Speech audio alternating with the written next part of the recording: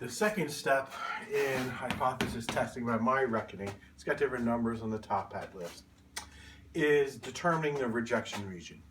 The rejection region is we set ahead of time, and it tells us what our decisions will be.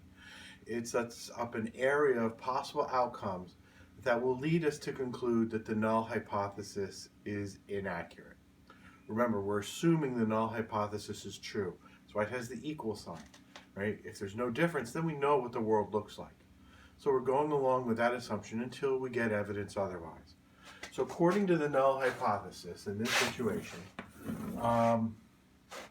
let's think about all possible outcomes. All possible outcomes are normally distributed, and here's in the middle, right? If if the alternative is accurate, we would expect things down here, down in this end of the curve, because here's where we will find individuals who have memory impairments.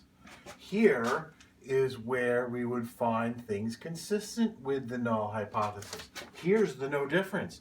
If we find things anywhere above this boundary, that tells us the null hypothesis is accurate statement of the world. Over here, this is the rejection region, this part right here. I'm just going to go RR, rejection region. I'm going to call this one fail to reject, these two areas.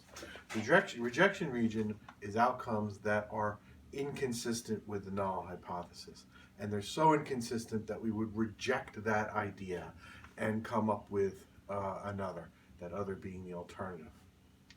Let me go back to the other example. I gave the example in the slides of a restaurant. Our null hypothesis is that the restaurant is good. And as long as we go to the restaurant and have good experiences, we get things consistent with the null hypothesis, we fail to reject that null hypothesis. We keep that idea about the restaurant. But if you go to the restaurant and have a bad experience, right, you get a meal that is frankly awful, right, that is evidence against your idea that the restaurant is good, right, way out here. And it would lead you to conclude that your assumption about the restaurant, that it's good, is no longer true. The way this is going to work, we're going to come up with particular numbers, depending upon the particular test that we're doing. Remember, we looked up the z-scores, we used the area of the table to find the z that marks it. This is the same problem.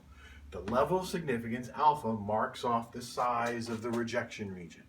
And we look in tables to find the critical value of our statistic, be it a z or some other statistic, right? Find the boundary of z that marks that off. If we get a z less than or equal to, one that would be over here, we reject the null hypothesis, say we have evidence for the alternative. If we get something over here, we fail to reject the null hypothesis.